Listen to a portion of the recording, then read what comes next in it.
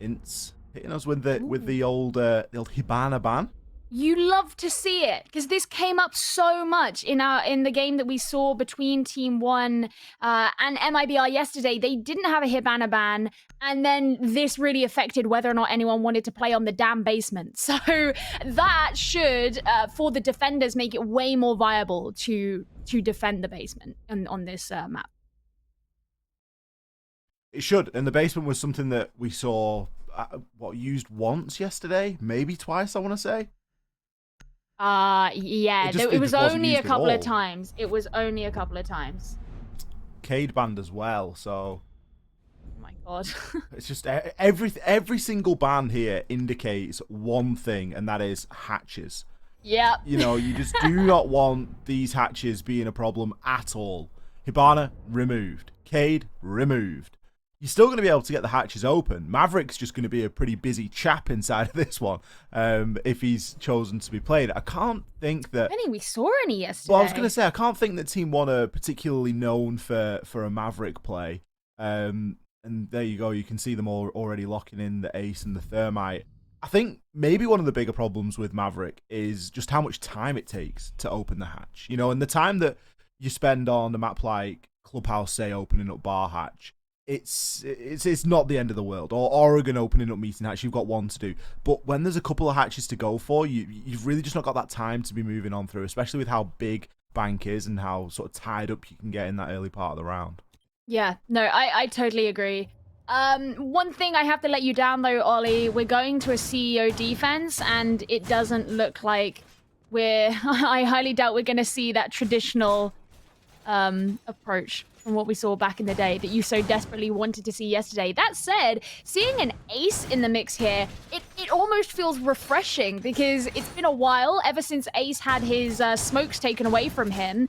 We've seen a lot more Thermite play, a lot less Ace play, but given the fact that we don't have a Hibana in this game, Ace is the only option you have for that long-range hard breach. So Bank is one of those maps where you really require that if you're going to be trying to breach onto Kanto, for example, which is that wall by the elevator. Yesterday, it was just a Hibana who'd be used to do that. You would rappel on the window outside and you'd be able to breach that from outside. Or even if you were to come in from that more traditional side and come in from the east, you could, in theory, do it from there as well. But I don't suspect that is how the Ace is going to be used in this case. It's a good point that you bring up about that Kanto spot, because that's now going to be fairly impossible to open. Unless an Ace gets in and actually, like, throws the Selma charge up for it. Just not realistic. So it's going to be difficult to remove the players that are going to be playing at the top of main, outside of the elevator. It's not going to be an easy feat there, and it's usually a pretty free picking that you can get, and you can just have someone sitting watching that flank. It's going to cause Team One to be a lot more active in terms of getting in. We've got Lagonis on the rappel at the moment. ADS, he's going to assist as Levy actually just hops himself straight in. How is a plant going to go down here? He's going for it. There's 10 players alive. Levy's getting the plant down. The floor below him is open, for goodness sake. And the plant goes down under cover. Levy can die now, and it really isn't the end of the world. This can be held quite easily from the windows, but INTZ have just had to totally give over control of the site, and they're now looking to try and fight back for it. Grunks, Toxic Babe canister onto the window. The upside down rappel, not going to be easy to challenge onto. As 2 kills start to fly on in here for Team One, holding this very well indeed. VNX, and he's known at the moment. He's going to be on the spiral stairs, rotating round Banana, but he's still got a 1 versus 3 to deal with. KDS picks up yet another kill inside of the round. Team One seeing an opportunity and taking it.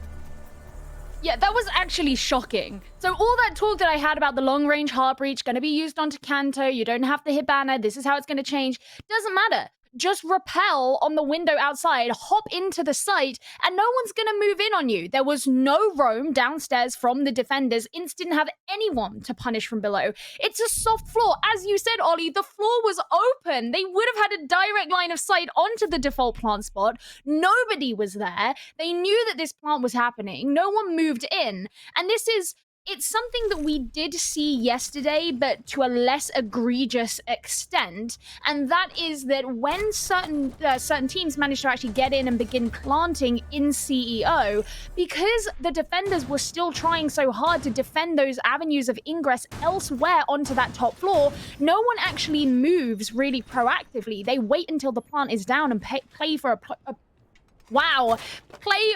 post plant. Say that 5 times quickly. I got there eventually. And that's hugely risky because, as you said, at that point, it didn't matter if Levy died. And they couldn't get them off the windows. They used the Toxic Babe canister to try and be a deterrent, but there was no jump outs. There was nothing to actually stop those angles from being held by the attackers. VNX was the closest player that could really do anything about it, and even he still had somebody to contend with who was coming in through main door. If he'd have been able to get into that main door area, he would have had an angle onto the players on repel, but every angle was being held there by Team 1. And that's not the first time that we've seen them execute a very bold and confident play where they just see an opportunity and they take it. It was happening yesterday against MIBR on this map. It happens on other maps, but it's just nice to see that level of confidence once again from Team 1, knowing that they can just say, site's empty? Yep, no worries, I'm in. And they've got that ability to back one another up. So we are going to see a site change. No surprise. INTZ are going to take us all the way downstairs to the basement, which, I'll be honest, I would imagine would have been a better place to start. Obviously, we now know how the first round went, so it's very easy to sit here and say that. But they do have a couple more things going in their favour, particularly in terms of the operator bans for defending this site. Yeah, also, look, it's really interesting, too, how Zach has decided he's going to bring along an Oryx. So they clearly want to use these hatches to their advantage and try and get a late roam, I think, onto Team 1. Nice black eye camera as well. It's going to feed them a lot of information about how Team 1 are looking to approach. They're doing this main stairs push for now. Now, given the fact that they're running a Nook, the question is Alamau going to be caught out? Well, maybe not. One of the things that Chubbs said to us yesterday was the fact that they ran Alamau on the Nook so much and in the positions that they did because they knew that MIBR weren't using barbed wire in certain places and simply relying on cameras. It's a similar thing here, you know? They don't even have an Echo. They're just relying on the Valkyrie for that information. But Alamau could find it easy to get in once again, just as he did yesterday. Yeah, the hatches are starting to get opened now. Zach's actually going to be playing the Oryx, playing downstairs, so he does have the option to make that rotation, and there's a nice Valkyrie camera here. Alamau is entirely unaware of that. Straight toward main stairs. That's a great call out. If Zach is able to get up one of these hatches, no. Oh, he's going to go for it, but he actually messes it up. He actually runs into the wall and thinks better of it, and he dips himself out. Unless that was just an elaborate bait, Zach. I apologize if it was. If you were just trying to give the sound cue and maybe bait someone into the engagement, but it looks like he's had an absolute mare. KDS has dropped into elevator and he's been able to take him out as first blood. There's only 35 seconds left here. So really, there is still an opportunity for INTZ to hold these players back, especially with KDS now being cut off inside of that elevator. Toxic Babe canister holding him in place. Vitz, he's able to get the kill over onto Levy. The diffuser's still in the hands of Lagonis. oNe trying to stay alive with the shotgun at close range. Eventually does manage to make it land. The Toxic Babe canister finishing Lagonis off there. The diffuser cold on the ground, but the pre-fire through the soft wall from KDS is going to be enough to shut oNe down. Collects the diffuser and starts planting on the 2-second mark. 2 versus 2 with Alamau covering. Now the onus really is on INTZ to make that rotation and to try and make something happen. Ran out of ammo in the primary. The Deagle has been drawn. VNX has already taken down KDS. And Alamau has activated his cloak. He needs to try and keep himself alive here. There's 30 seconds left. I'm not sure how much information INTZ have got here. Drunks is super low. VNX needs to challenge this with him as a double. They need to try and get the trade off here. Alamau finds the final 2. How does he get away with that, Gio? I was honestly about to say, Alamau, you are screwed. But Alamau wasn't screwed. Okay, I'm sorry. So there's a couple of things I want to point out here because Alamau not only got caught on camera as Nook, then Team 1 lost the diffuser. They had 2 seconds left to plant. They made the plant successfully. They had Alamau with a Deagle to cover and then try and hide behind a half wall. and 2 players of INTZ push up on him at the same time, and he still wins that engagement. Who is this player? What is this team? That none of that should have been conducive to a victory to Team One in that round. No, absolutely nothing went for him. Nothing went well for them inside of that round at all, aside from Alamal's clutch at the end. That was ridiculous. And you know what? It was all because Zach couldn't get up the hatch. No, I'm just joking. But I think Zach going down quite quickly probably did have a bit of a knock-on effect. This is one of the criticisms that I have about choosing an oryx, is he's a very high-risk operator. And oftentimes, you will find a very valuable player be put on him. So a player who you want to frag, a player who you're expecting to be able to get the kills off the back of using Oryx's ability. So if that player doesn't get the value out of Oryx, if that player goes down, you've lost a pretty big person on your team, and suddenly something you were kind of relying on for your strategy isn't there anymore. So we will never know if Zach would have got the necessary kills to be able to turn that round around, but not having him, I think, did cause a bit of a pain for INTZ. I was kind of relieved when he didn't get up the hatch, because I thought he's going to get up that hatch, he's going to die straight away. It's a big sound cue. Someone's going to be in the area. We could see the silhouettes knocking around. You know, maybe he gets one and it's a different round. But then then INTZ wouldn't have known about KDS dropping elevator, and they wouldn't have been able to smoke him out for the amount of time that they did. So the knock-on effect would have run a little bit deeper. Yeah. It's just, Oryx isn't a great operator, in my opinion. And I'm yet to see something that's really going to convince me otherwise. I'm not saying if there was... I don't think I have ever seen in pro play a really good Oryx round. No, it's just so seldom. Usually a detriment. Oh, well, no. Alamal's still got his confidence. 5-0 currently. Picking up the first kill in this round. Taking down Drunks. Drunks sent back to the cameras. KDS as well. KDS has been popping off. He's sitting 5-1 himself. Shuts Zach down. Zach had a great game yesterday, and he's really struggling to find his feet here. Got floor control all but gained, and it will now be fully gained as KDS takes down Vitz. Team 1 just one step ahead at every turn right now. Saw him. Oh, VNX, you gotta hit oh my goodness. Alamal, what's he on now? 7-0? There's, yeah, perfect round, flawless round. Blink and you miss it stuff from Team 1. The site there was open area, by the way. So yeah, INTZ are really trying to go around. Yeah, we didn't even get onto that part. Actually, at the end of that round, it was a problem that I called INTZ for out yesterday, and it seems to have continued forward into this game, and that is the idea that when the going gets tough on their defense, they will actually move forward, and they will peak, and they will get aggressive. You know, VNX doing that at the end, don't. It's not going to help you. The attackers have to get to the site eventually, defend the site. You know, whether you're defending the site on-site or off-site, it doesn't really matter. But the point is, don't walk and try and find the attackers. That is just how you send yourself into a death trap. And INTZ have made that mistake a couple of times. Now, one thing I will say is I don't think that round was salvageable. So it's not the end of the world that they did it in that round. It's more just a bad habit that absolutely can and has taken potentially salvageable rounds off of INTZ in the past. Yeah. I think the only round so far that INTZ have looked close to winning was round number 2.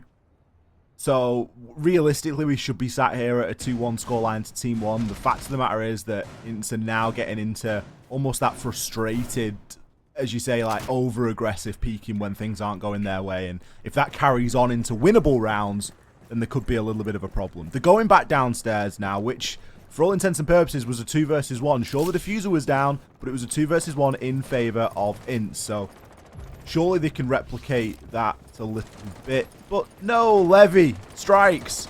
Team 1 have been brutal and ruthless on this opening kill. It's not even that they've been super brutal. I think they just see opportunities that require very little effort from them. Maybe that's a brutal way of putting from it, but it does certainly seem that way. Now, Alamal's just seen the exact black eye camera that saw him earlier, and it's nice here that Zach has been able to get a kill back over onto Levy. Now, this is interesting too because that is one of their hard breaches. Again, this is a basement push, and they didn't really need to worry so much about their hatches last time. But I would say that that is a pretty valuable operator to bring down early in the round. Especially with the way that Levy's been positioning himself so far. He hasn't got a great amount of kills, but he's certainly been in useful spots. Especially in the clutch in the previous time we saw this site. So, a 1-for-1 trade. Jaeger for an ace. Honestly, you probably take that. Not as many hatches are going to be able to be opened, and we can hear the hatch now getting opened into A. Drunk's just going to think twice about... Oh, no, maybe he's not going to think twice at all. Maybe he's going to go for it. Getting himself into a really aggressive position here. Not sure what exactly Drunks is doing, but this is just so risky. He's just running directly underneath the hatch for no reason. He's just getting some exercise. He just wants to get the reps in. He needs to get his steps in. For his untimely demise. Yeah. Again, it's just not what I am a huge fan of. I guess we'll see. I mean, Team 1 are going to start making their move in fact. What? No! How are you going to make a push now without the Finker? Everyone's been using Finker the last couple days. KDS, that was not the best. And that nade was likely to try and clear out some utility below as well, which is going to be exceptionally frustrating, because if that's something like a mute jammer, for example, that's utility that needs to be gone. Absolutely not ideal at all. Lagonis drops into sight, takes a huge chunk of damage. The Toxic Babe is going to finish him off if Zach doesn't get there first. Diffuser cold now in no man's land, and swings now starting to come through and be successful. Alamar drops and finds Hornet out instantly. Can he grab the second? No, eventually will be shut down. Zach coming in and clutching things out there. Alamar still looking deadly right up until the death, but finally we see a round go INTZ's way. Finally we get a proof that Alamar is actually killable. He's mortal. Who would have known? Crazy. But no, I think that they did get that very valuable first kill, as in first kill for their team. To be able to bring down Levy early was great. The fact that KDS killed himself, sure, that wasn't INTZ's doing, but they can certainly capitalize on that fact. Team 1 had to try and change their approach. You saw them making that rotate straight afterwards, and suddenly you don't have as much control of what's going on below you if you haven't been able to clear out utility that's down there. Or even if they had been looking to clear out a player as opposed to utility, even so, that's one more player who is there. So I would expect it was either for something like a mute jammer, or it would have been for the bulletproof camera, for example. Something that was down there that they needed gone in order to facilitate their push. That could not be an option anymore. So INTZ built off of that.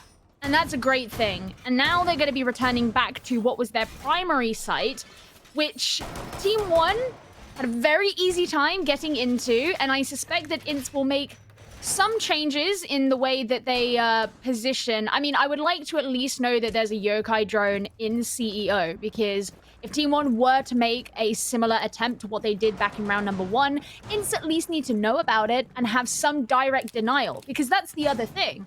They didn't have anyone positioned downstairs. I want to be seeing that. But they also didn't use any plant denial onto the plant. Well, you're running a smoke and an echo now, you have no excuse.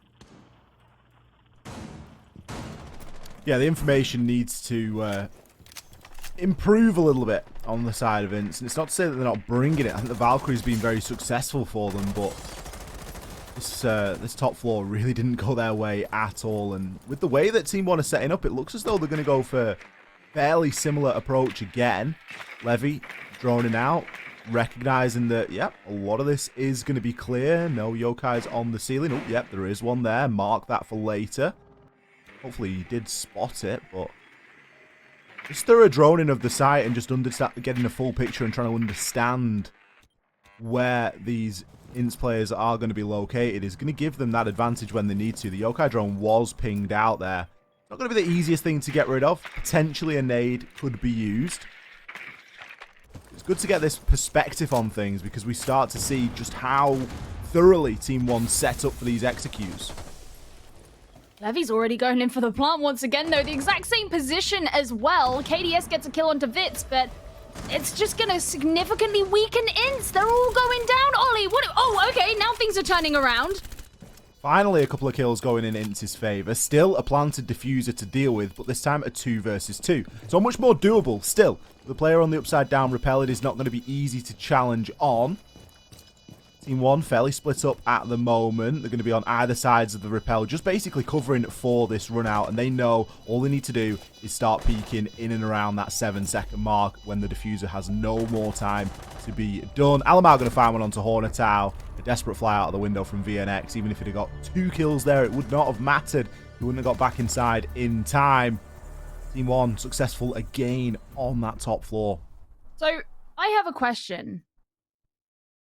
They adapted with the problem of not having anyone down below by putting Hornetau down below. But Hornetau was playing Jaeger. Why do you put the one guy who doesn't have a C4 below the site? It's strange, isn't it? No C4. Like, in that situation, all you need to do is deny the plant. Like, if you can deny the plant and have the diffuser cold on the ground, that's the round one. You don't need to kill the guys on rappel. You just need to... And you can do that safely from below. Play a pulse. Someone bring pulse, please. I mean, yeah. That would be a good idea. Play pulse from archives, just have him chilling out in there. It's not even like anyone from Team 1 was going on a roam clear.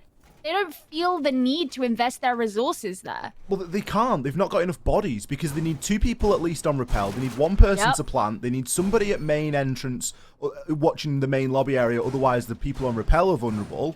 So there's not enough people to actually... You can't send 1 person to go roam clear. It doesn't work. So you've really just got to start to play into that. It's a great strat from Team 1. Bring a pulse. It's a great strat from Team 1, but it's not the hardest thing in the world to start to crack. You know, you could literally just play a Tachanka below, delete every single shred of that floorboard, and then be like, right, now what are you going to do? and just see how that plays. Like, I don't know. That's not the strategy I would recommend, but, you know, it's along the right lines. But, yeah, the pulse would have been a better idea. But even just, I mean, they had a mute, man. Like, mute's got a C4. Yeah. And if you've got a yokai sitting upstairs, you've got some information as to what's actually happening in there. You know they were planting on default because that's where they planted before. You should know where default is if you're down below. These players have good enough map knowledge to know the exact pixel to throw the C4 onto. You know what I mean? Like... Come on. Now, for round number 6, we actually got to see that we're in open area this time. We got to look at the site. There has been enough time that has elapsed that we are aware of that knowledge. Whereas back in round number 3, it happened so quickly that it was just you could have blinked and you would never have known. Alamau 6-picked over onto the Nook once again. I was going to say I was wondering if they were anticipating a basement, but actually INTZ can't go to basement because they won their last basement defense. So they were going to be the site then in that case. Nice opening kill once again onto Levy. I don't think it's going to be as impactful as it was on round number 4. But seeing INTZ get an opening kill straight up, I'm happy with. As you say, it removes the ace and it removes that ability to open things up from afar. You've now got to get somewhat close with the thermite to actually get the job done and place the exothermic. Now, there's not a lot that you're really going to want to try and get open here.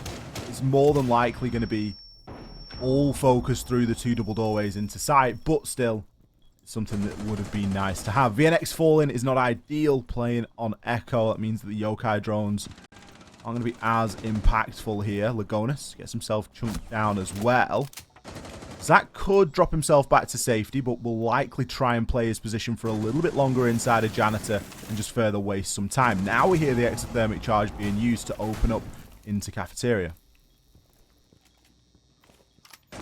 4 versus 4, less than a minute remaining. I want to see how Hornetau fares here, because he was picking up a lot of the slack in their game yesterday against Santos.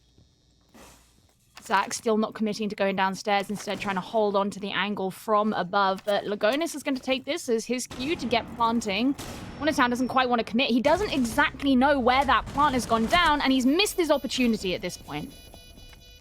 Neskin going to shut Drunks down as well. Hornetau being downed in process. Still with a C4 in pocket, I believe. Zach, how much of an impact can he have on the flank? Well, he's going to find one, but eventually will be shut down as well. 2 versus 2, effectively 2 versus 1. Neskin and Lagonis are the 2 alive for Team 1. Vitz has a bit of information, at least knows where the plant has gone down, but Lagonis moves on through and very quickly shuts him down as well. Team One not afraid to get a plant down here, even with everybody still alive. So a 5-1 half on the attack. I would say that's pretty good. Not a bad place to be if you're Team One. I'm very curious to see how INTZ are going to approach their attack, because it just felt like when they were on the defense, there were certain gaps that were overlooked that INTZ didn't necessarily consider. Now, ostensibly, attack should, in theory, be harder just because you have to coordinate better. And one of the big things that we discussed yesterday was the sheer size of this map means that it can be hard to allocate resources to every single place that you want to be, especially if someone dies. It's really hard to reshuffle. I have a feeling that just given the way that we've seen these two teams play on that first half, if INTZ find themselves in a situation like that, Team One are going to be suffocating. They are not going to give them any in, and they will absolutely punish any losses that INTZ have, any changes in their approach and strategy that they need to take. Team One will be there to meet them with it. So I guess we'll see. One thing I will say, though, INTZ, they've decided to bring this triple hard breach, so there is that potential that if they were to lose one of their hard breaches, as happened to Team One a couple of times, maybe they wouldn't have such a difficult time, but you of course still have to consider the fact that both Thermite and Maverick are short-range hard breaches, and only Ace is there for the long range, and once he's gone, he's gone. See where INTZ want to try and approach this from, which direction. Yesterday we saw Team One really favouring that main lobby approach. Today, not so much. Today they really favoured the hopping from rappel, and it worked out for them. I don't think there's that much opportunity to get in through the CEO side, as one of the walls at least isn't fully reinforced, and it gives a bit of a line of sight straight onto the doorway that's going to be beneath VNX here, so maybe isn't going to be so viable. It would require quite a bit of cover, but still yet to see where INTZ are setting up. With Hornetower going in underneath, it could suggest that they are looking to pressure out onto this roam game, recognizing there could be players underneath, which is a bit of a wild thought, but Hornetower brilliantly shuts KDS down. KDS getting a bit bold on the challenge there. Yeah, I can't say I'm a huge fan of that. Again, a little bit unnecessary. KDS just overconfident, perhaps. But it continues on, and INTZ, I suppose, still yet to actually get up to the site, which is up on the top floor. Alamau also here on this roam. That could be very dangerous, particularly as, hey, guess what, Ollie? He's got a C4 and playing down below. Zach, oh, that's unfortunate. Didn't get the opportunity to be res. Doesn't have the withstand anymore, so he can't do it himself. Isn't it a shame when Zafir just has to accept death? It's unfair. We should bring a mechanic in specifically for Zafir. Just for Zafir, though. Just for Zafir. Because she's a strong mother. Exactly. It's interesting here, looking at how many players Team One have got below with a C4. You know, we had KDS below. He gave his life away pretty early. We've still got Alamar below. So Team One recognize the flaws, essentially, in their own strategy in terms of, yeah, we'll just hop in and get the plant down. The main vulnerability is going to be from below. It is going to be on that vertical. And they've gone, yeah, we're probably not going to fall victim to that because we're going to have a couple of guys in below who are going to be able to provide us some C4 threat and at least not give away things so easily. Hornetower still downstairs on the hunt. He's yet to come to blows here with Alamau. Alamau now just moving through, getting himself into archives. We do still have him posing a threat, and he will pick his perfect time to strike. Levy and Alamau pick up one apiece, and Vitz, the desperate drop in through the skylight, will be left to try and pick up the pieces here. He's got 3 kills to find in 18 seconds. Is not going to be easy at all. Is he going to be able to shut down Alamau? Alamau does hit the drop and the juke, predicting perfectly just exactly where he's going to need to be. Thinks about the C4, but realizes not required. Match point here for Team One. Listen, man, this was a problem when they played against MIBR yesterday, and that is if you don't shut down Alamau when he's on a roam, that roam will come to bite you very freaking hard later on in the round. You cannot leave Alamau unchecked. You can't choose to ignore him. You will die. And I can totally understand why teams would choose to ignore him because it is so resource intensive to try and hunt him out. You end up wasting tons of time, probably using utility that you actually need to get onto the site. You have to have your attention paid elsewhere to the objective. It is really difficult, and I think that's one of Team One's real strengths on this map in particular, is that you kind of have to ignore Alamau, but Alamau knows that if he is ignored, he just has free reign. He is the king of this map. It is a disgustingly difficult thing to try and deal with. So, it makes me really curious, like, if we were to get to see Team One play a team like FaZe or Team Liquid on this map specifically, is that something they'd be able to get away with? Or if Team One played against like Stage 2 NIP on this map, because NIP, they got their roam clears so perfect. And I wonder how those teams would be able to deal with that compared to a team like INTZ. I mean, even MIBR, they are a top tier team. Oh dear. They are a top tier team, and they found it difficult. Well, looks as though we're going to hit short rehost here. Something not quite right on one of the sides. I enjoy how it was Levy that said remake in the chat there after the